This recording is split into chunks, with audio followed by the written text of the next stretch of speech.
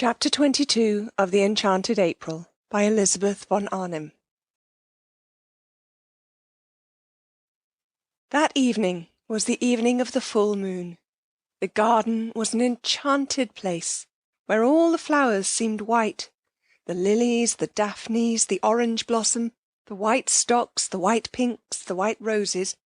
You could see these as plainly as in the daytime, but the coloured flowers existed only as fragrance. The three younger women sat on the low wall at the end of the top garden after dinner, Rose a little apart from the others, and watched the enormous moon moving slowly over the place where Shelley had lived his last months, just on 100 years before. The sea quivered along the path of the moon. The stars winked and trembled. The mountains were misty blue outlines, with little clusters of lights shining through from the little clusters of homes. In the garden the plants stood quite still, straight and unstirred by the smallest ruffle of air. Through the glass doors, the dining-room, with its candle-lit table and brilliant flowers, nasturtiums and marigolds that night, glowed like some magic cave of colour, and the three men smoking around it looked strangely animated figures seen from the silence, the huge cool calm of outside. Mrs. Fisher had gone to the drawing-room and the fire. Scrap and Lottie, their faces upturned to the sky, said very little, and in whispers. Rose said nothing. Her face, too, was upturned. She was looking at the umbrella pine, which had been smitten into something glorious, silhouetted against the stars. Every now and then Scrap's eyes lingered on Rose. So did Lottie's, for Rose was lovely. Anywhere at that moment, among all the well-known beauties, she would have been lovely. Nobody could have put her in the shade, blown out her light that evening. She was too evidently shining. Lottie bent close to Scrap's ear and whispered. "Love," she whispered. Scrap nodded. "Yes," she said, under her breath. She was obliged to admit it. You only had to look at Rose to know that here was love. "There's nothing like it," whispered Lottie. Scrap was silent. "It's a great thing," whispered Lottie after a pause, during which they both watched Rose's upturned face, "to get on with one's loving. Perhaps you can tell me of anything else in the world that works such wonders." But Scrap couldn't tell her, and if she could have, what a night to begin arguing in. This was a night for... She pulled herself up. Love again. It was everywhere. There was no getting away from it. She had come to this place to get away from it, and here was everybody in its different stages. Even Mrs. Fisher seemed to have been brushed by one of the many feathers of love's wing, and at dinner was different, full of concern because Mr. Briggs wouldn't eat, and her face when she turned to him all soft with motherliness. Scrap looked up at the pine tree, motionless among stars. Beauty made you love, and love made you beautiful. She pulled her wrap closer round her, with a gesture of defiance, of keeping out and off. She didn't want to grow sentimental. Difficult not to, here. The marvellous night stole in through all one's chinks, and brought in with it, whether one wanted them or not, enormous feelings, feelings one couldn't manage, great things about death and time and waste, glorious and devastating things, magnificent and bleak, at once rapture and terror and immense heart-cleaving longing. She felt small and dreadfully alone. She felt uncovered and defenceless. Instinctively she pulled her wrap closer. With this thing of chiffon she tried to protect herself from the eternities. "I suppose," whispered Lottie, "Rose's husband seems to you just an ordinary, good-natured, middle-aged man." Scrap brought her gaze down from the stars and looked at Lottie a moment, while she focused her mind again. "Just a rather red, rather round man," whispered Lottie. Scrap bowed her head. "He isn't," whispered Lottie. "Rose sees through all that. That's mere trimmings. She sees what we can't see, because she loves him." Always love. Scrap got up and winding herself very tightly in her wrap, moved away to her day corner, and sat down there alone on the wall, and looked out across the other sea, the sea where the sun had gone down, the sea with the far-away dim shadow stretching into it, which was France. Yes, love worked wonders. And Mr. Arundel, she couldn't at once get used to his other name, was to Rose love itself. But it also worked inverted wonders. It didn't invariably, as she well knew, transfigure people into saints and angels. Grievously indeed did it sometimes do the opposite. She had had it in her life applied to her to excess. If it had left her alone, if it had at least been moderate and infrequent, she might, she thought, have turned out a quite decent, generous-minded, kindly human being. And what was she, thanks to this love Lottie talked so much about? Scrap searched for a just description.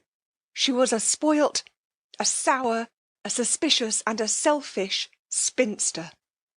The glass doors of the dining-room opened, and the three men came out into the garden, Mr. Wilkins' voice flowing along in front of them. He appeared to be doing all the talking. The other two were saying nothing. Perhaps she had better go back to Lottie and Rose. It would be tiresome to be discovered and hemmed into the cul-de-sac by Mr. Briggs. She got up reluctantly, for she considered it unpardonable of Mr. Briggs to force her to move about like this, to force her out of any place she wished to sit in, and she emerged from the daphne bushes feeling like some gaunt, stern figure of just resentment, and wishing that she looked as gaunt and stern as she felt. So would she have struck repugnance into the soul of Mr. Briggs, and been free of him. But she knew she didn't look like that, however hard she might try. At dinner his hand shook when he drank, and he couldn't speak to her without flushing scarlet and then going pale, and Mrs. Fisher's eyes had sought hers with the entreaty of one who asks that her only son may not be hurt. How could a human being, thought Scrap, frowning as she issued forth from her corner, how could a man made in God's image behave so, and be fitted for better things, she was sure, with his youth, his attractiveness, and his brains? He had brains. She had examined him cautiously whenever at dinner Mrs. Fisher forced him to turn away to answer her, and she was sure he had brains. Also he had character. There was something noble about his head, about the shape of his forehead, noble and kind, all the more deplorable that he should allow himself to be infatuated by a mere outside, and waste any of his strength, any of his peace of mind, hanging around just a woman thing. If only he could see right through her, see through all her skin and stuff, he would be cured, and she might go on sitting undisturbed on this wonderful night by herself. Just beyond the daphne bushes she met Frederick, hurrying. "I was determined to find you first," he said, "before I go to Rose." And he added quickly, "I want to kiss your shoes." "Do you?" said Scrap, smiling. "Then I must go and put on my new ones. These aren't nearly good enough." She felt immensely well disposed towards Frederick. He at least would grab no more. His grabbing days, so sudden and so brief, were done. Nice man, agreeable man. She now definitely liked him. Clearly he had been getting into some sort of a tangle, and she was grateful to Lottie for stopping her in time at dinner from saying something hopelessly complicating. But whatever he had been getting into, he was now out of it. His face and Rose's face had the same light in them. "I shall adore you for ever now," said Frederick. Scrap smiled. "Shall you?" she said. "I adored you before because of your beauty. Now I adore you because you're not only as beautiful as a dream, but as decent as a man. When the impetuous young woman," Frederick went on, "the blessedly impetuous young woman blurted out in the nick of time that I am Rose's husband, you behaved exactly as a man would have behaved to his friend." "Did I?" said Scrap, her enchanting dimple very evident. "It's the rarest, most precious of combinations," said Frederick, "to be a woman and have the loyalty of a man." "Is it?" smiled Scrap, a little wistfully. These were indeed handsome compliments, if only she were really like that. and I want to kiss your shoes." "Won't this save trouble?" she asked, holding out her hand. He took it and swiftly kissed it, and was hurrying away again. "Bless you," he said as he went. "Where's your luggage?" Scrap called after him. "Oh, Lord, yes," said Frederick, pausing. "It's at the station." "I'll send for it." He disappeared through the bushes. She went indoors to give the order, and this is how it happened that Domenico, for the second time that evening, found himself journeying into Mezzago, and wondering as he went. Then, having made the necessary arrangements for the perfect happiness of these two people, she came slowly out into the garden again, very much absorbed in thought. Love seemed to bring happiness to everybody but herself. It had certainly got hold of everybody there, in its different varieties, except herself. Poor Mr. Briggs had been got hold of by its least dignified variety. Poor Mr. Briggs! He was a disturbing problem, and his going away next day wouldn't, she was afraid, solve him. When she reached the others, Mr. Arundel, she kept on forgetting that he wasn't Mr. Arundel, was already, his arm through roses, going off with her, probably to the greater seclusion of the lower garden. No doubt they had a great deal to say to each other. Something had gone wrong between them, and had suddenly been put right. San Salvatore, Lottie would say. San Salvatore working its spell of happiness. She could quite believe in its spell. Even she was happier there than she had been for ages and ages. The only person who would go empty away would be Mr. Briggs. Poor Mr. Briggs! When she came in sight of the group, he looked much too nice and boyish not to be happy. It seemed out of the picture that the owner of the place, the person to whom they owed all this, should be the only one to go away from it unblessed. Compunction seized Scrap. What very pleasant days she had spent in his house, lying in his garden, enjoying his flowers, loving his views, using his things, being comfortable, being rested, recovering, in fact. She had had the most leisured, peaceful, and thoughtful time of her life, and all really thanks to him.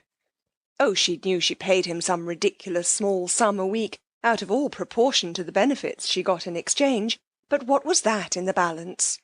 And wasn't it entirely thanks to him that she had come across Lottie? Never else would she and Lottie have met. Never else would she have known her. Compunction laid its quick, warm hand on Scrap. Impulsive gratitude flooded her. She went straight up to Briggs. "I owe you so very much," she said, overcome by the sudden realization of all she did owe him, and ashamed of her churlishness in the afternoon and at dinner. Of course he hadn't known she was being churlish. Of course her disagreeable inside was camouflaged, as usual, by the chance arrangement of her outside, but she knew it. She was churlish. She had been churlish to everybody for years. Any penetrating eye, thought Scrap, any really penetrating eye, would see her for what she was, a spoilt, a sour, a suspicious and a selfish spinster. "I owe you so much," therefore said Scrap earnestly, walking straight up to Briggs, humbled by these thoughts. He looked at her in wonder. "You owe me," he said, "but it is I who... He stammered. To see her there in his garden, nothing in it, no white flower was whiter, more exquisite. "Please," said Scrap, still more earnestly, "won't you clear your mind of everything except just truth? You don't owe me anything. How should you?" "I don't owe you anything," echoed Briggs. "Why, I owe you my first sight of... Oh, for goodness sake, said Scrap entreatingly, "do please be ordinary.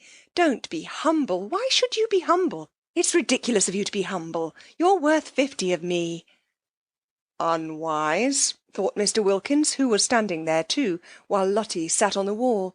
He was surprised, he was concerned, he was shocked that Lady Caroline should thus encourage Briggs.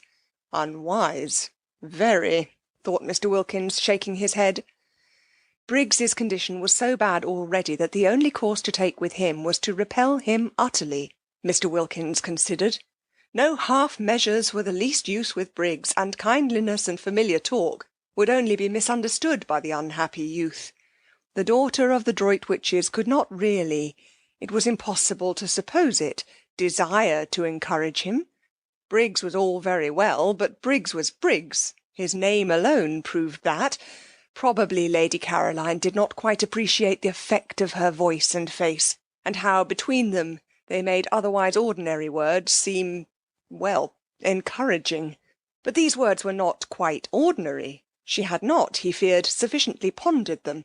Indeed, and indeed she needed an adviser, some sagacious, objective counsellor, like himself.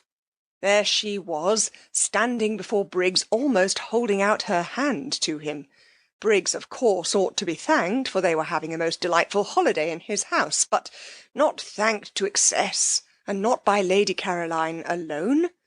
That very evening he had been considering the presentation to him next day of a round robin of collective gratitude on his departure.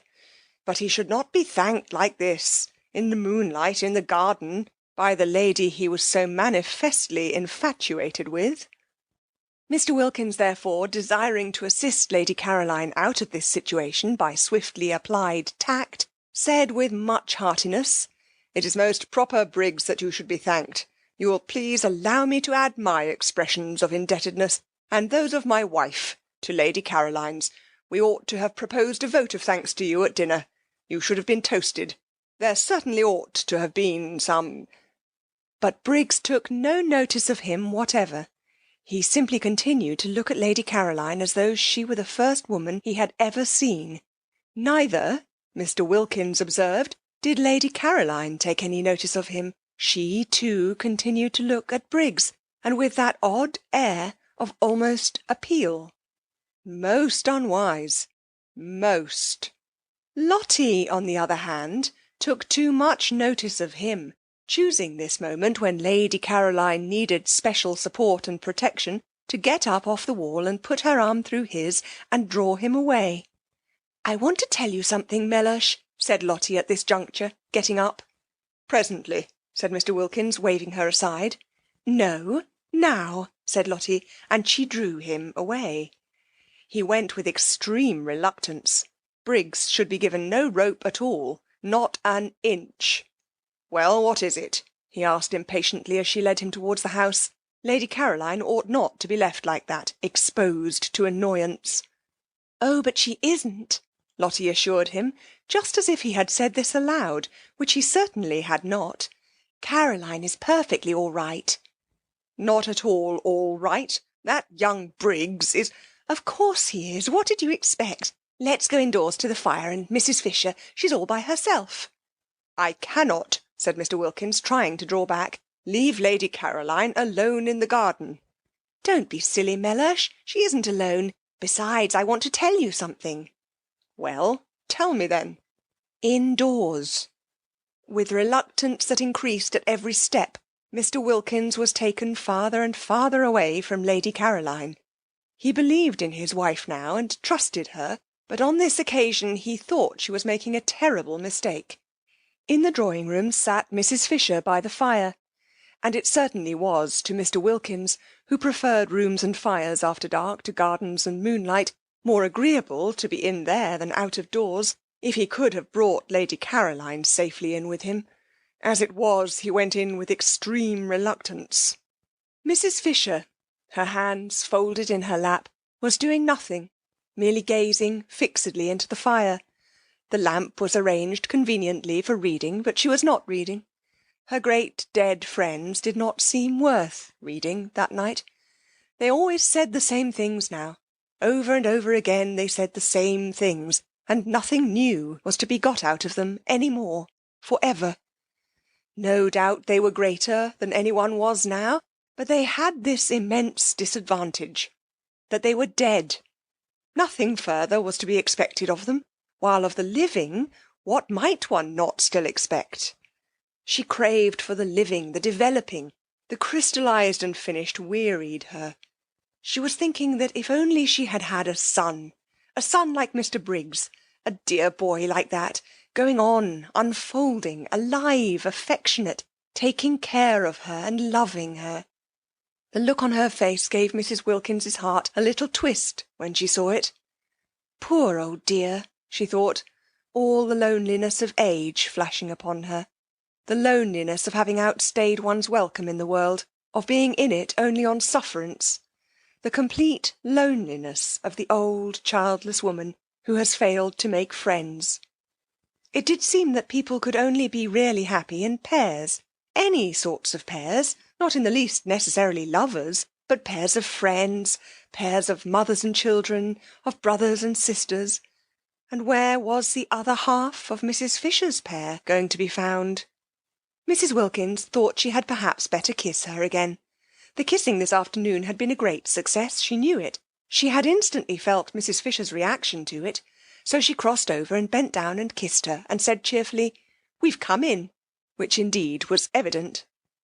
This time Mrs. Fisher actually put up her hand and held Mrs. Wilkins's cheek against her own, this living thing, full of affection, of warm, racing blood.